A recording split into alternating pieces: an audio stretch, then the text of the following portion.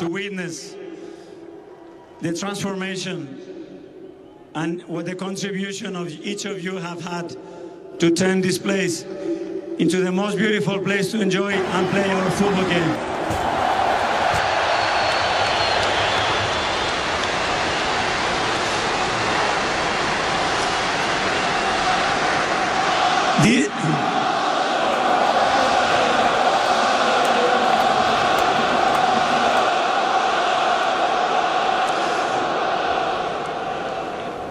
This is the soul of this football club, and each of you contribute to that.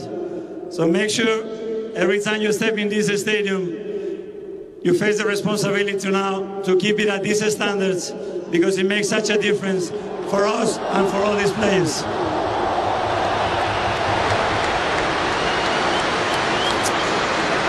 I want to thank you all. I want to see you soon in Selhurst Park, and for sure in Budapest as well.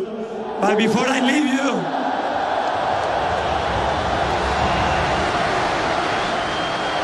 please, to the protagonists, to this amazing group of players and staff that they have put so much work into it, a big round of applause, please.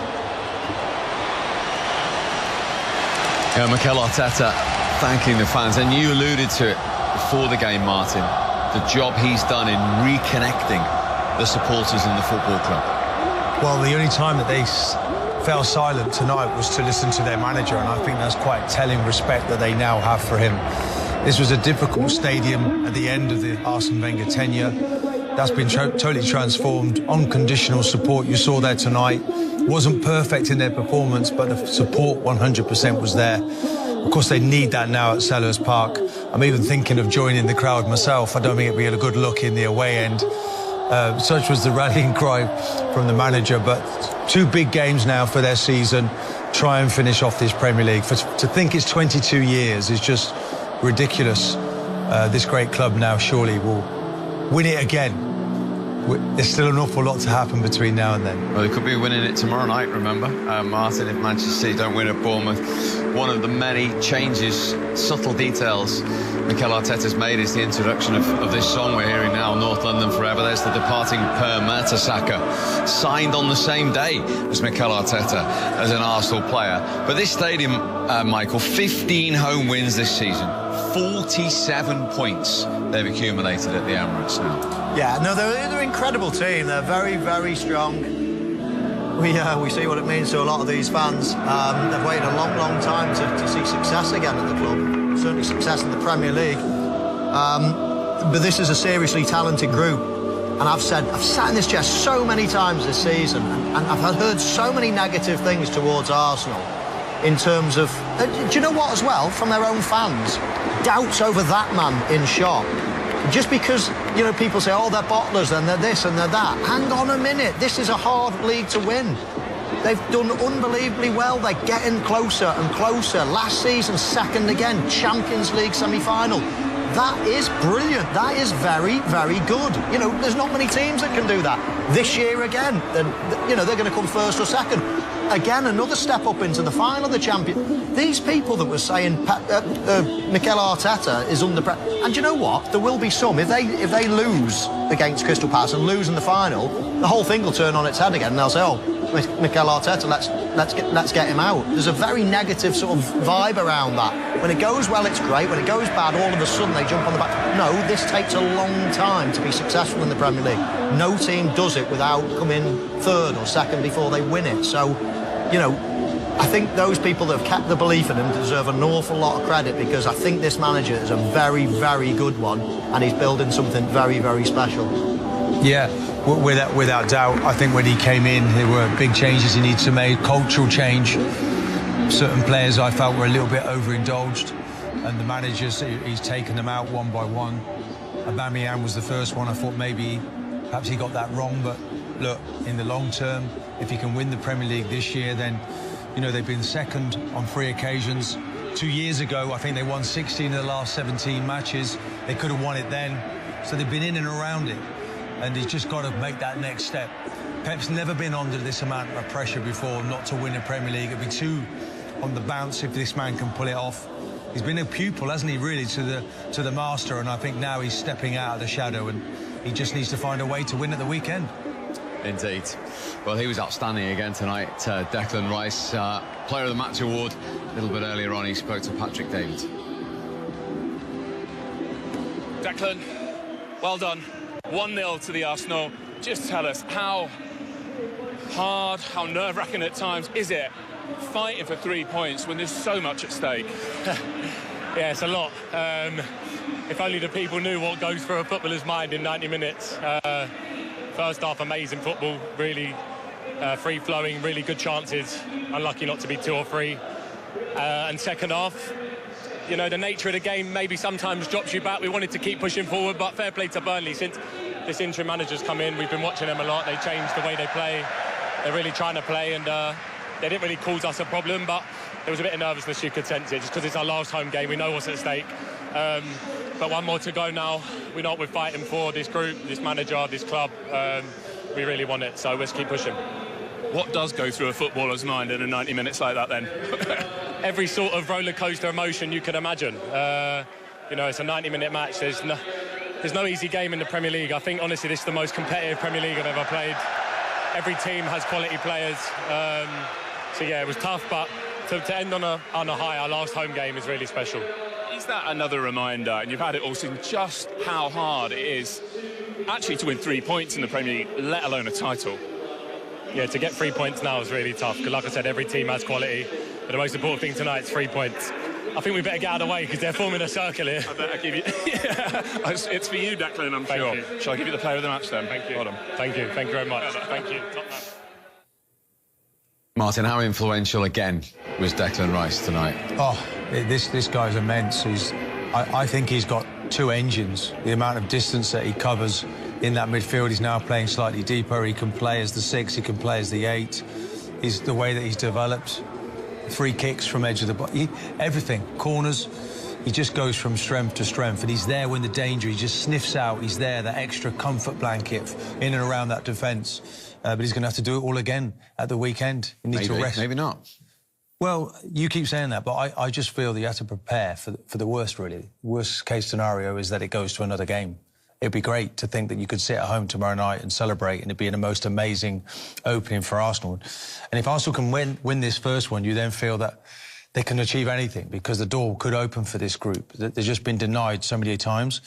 But let's enjoy tonight's result, look forward to the weekend and see what City are made of tomorrow.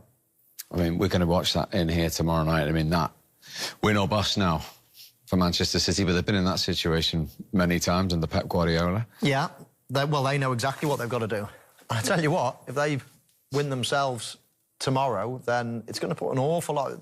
Declan Rice just spoke about the things that go through their head in 90 minutes. Well, it'll be twice as much in terms of roller coasters against Crystal Palace. That will be even more pressure than it was tonight. They handled the pressure in terms of they stayed strong. They didn't give chances away, but they weren't free-flowing. They weren't tearing Burnley apart. I didn't think they should have been 2 or 3 goals up at half-time, like Declan said. But they certainly did enough to win. But that pressure on the last day, funny things happen on the last day. The Premier League's got a history of seeing that.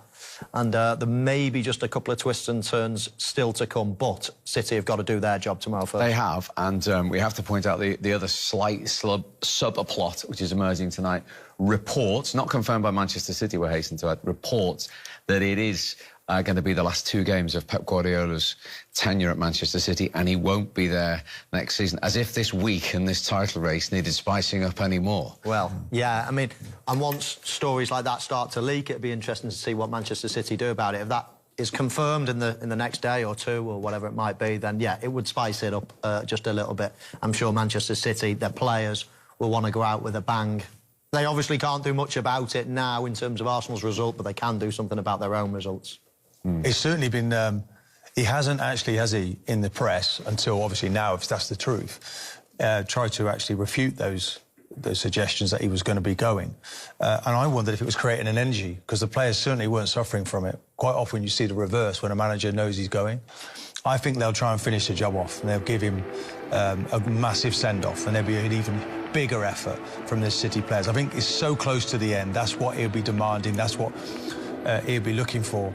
And I just feel that that plays into the hands of the players getting the 2 victories that they deserve. So Arsenal have to plan to go and do it. No one's going to hand it to you. You've got to love it. You can't fear these situations. You have to embrace it. I thought it was a difficult night for Arsenal, but they found a way to win. They need to do the same again. It starts all over again for Arsenal at the weekend. And let's look at the way they found to win it. He knows they are now just 1 win away. And I'm sure, as you said, Patrick, that is a scenario that he would have taken at the start of the night. Yes, of course, he knew that will be a difficult games. Even Burnley, the season was over. But you have to give them a credit because I think they played the game quite seriously. But from Arsenal, it was a really good first half with a lot of tempo, created a lot of chances. But in the second half, obviously, the tempo dropped. But they managed the game quite really well in the second half. They show a lot of experience. They didn't concede chances. And I would say that was a good, really team performance. And what impact do you think this will have on Manchester City, who'll be watching this at home tonight? When you are a City side, you always thought or think that they will drop something, a little bit of luck from Burnley to equalize at the end. But that result can hurt them because it's still just 2 games to go for them and 1 from Arsenal now. So I think they may going to go to the game tomorrow feeling a little bit disappointed of the result of Arsenal today. But that does eliminate the goal difference theory as well, Jamie, in effect, because 1-0 means that a draw is not going to be enough if Manchester City win their final 2 games. I think in some ways, I think Manchester City would probably have taken that before the game. In that, listen, they'd love Burnley to get a result. My point being is, what are the chances of Burnley getting a result? You know, you're expecting probably 4 or 5 goals. So if you'd have said to Man City before the game, you'll be ahead on goal difference. And if we win our 2 games, you've got to hope Palace get a draw. You know, because the goal difference could have maybe been taken out of the equation tonight for Manchester City. And we felt that, didn't we, a few weeks ago when Man City went to Burnley, we felt that, that was an opportunity missed there to try and really improve the goal difference. So, yeah, hopefully it'll go to the last day. Obviously, we know Man City got a really tough game tomorrow. But if it does, that will be a really long week for Arsenal supporters. 1 goal was enough for Arsenal tonight. Was it fitting, Patrick, that it was a set piece in this season of all seasons? I think we are not surprised that Arsenal scored on the set pieces because through the season they've been quite really, really dangerous. Here we can see the quality of the delivery of Saka, but the desire to compete from Havertz and being by himself, not man marking, allowed him to get in the 6-yard box and then just to score the goals. It's a fantastic leap, wasn't it, Patrick? Fantastic leap. Oh, it is unbelievable. The timing and you can see how higher he's been jumping here.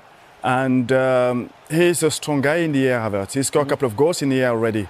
So that is just showing his desire to compete, to jump and to score that important goal for Arsenal. He was also involved in an incident in the second half, and it feels like a lot of fans of other clubs are talking about this incident that we're about to see now. So he goes in high, and he gets a booking for it. Jamie, what's your take on this? Because VAR did have a look, and there was a question about the amount of force used in this as to justify whether it should have been a red card or not. What's your take? He's very lucky. I think the fact that the referee's got such a good view and gives a yellow card means it's maybe difficult for VAR maybe to go against it. Full speed gives us the idea of the force. Yeah, I mean, how the referee hasn't given a red card straight away, I do not know. He can't have a better view. I mean, it has to be a red card. It should be. And the idea will be the force. That will be the one thing that saved him, I would say. Is there enough force, do you think, for an overturn effectively? Patrick, I'll come to you in a second. Not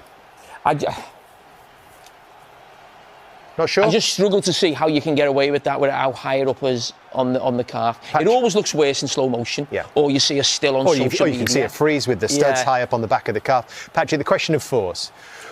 We'll show it you again, to be fair to you. I think it is a tackle, a challenge from behind. And you can see the studs on here. I think that was the right decision from the referee, honestly. I don't think there was enough power, force for the red card.